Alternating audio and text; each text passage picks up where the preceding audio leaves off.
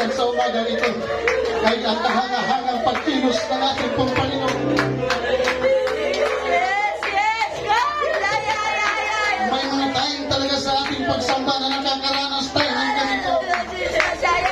Bakit kumikilos ang Panginoon? Dahil nandito ka para sa pagkilos ng ating dakilang Diyos. Pagbukas ng ating puso sa pagsamba. Pagbukas ng ating puso sa pangungusap ng ating pong Panginoon.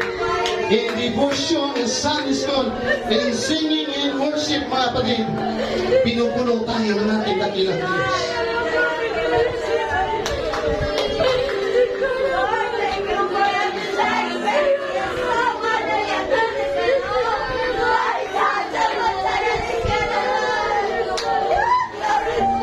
Sige po, sabayan natin ang pagpupuri ng iba.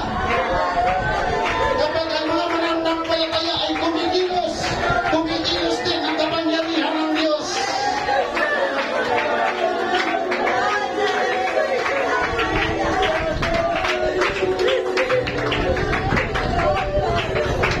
Glory to the name of Jesus. Ang mga first time po natin mga kapatid, sa aming mga visitors,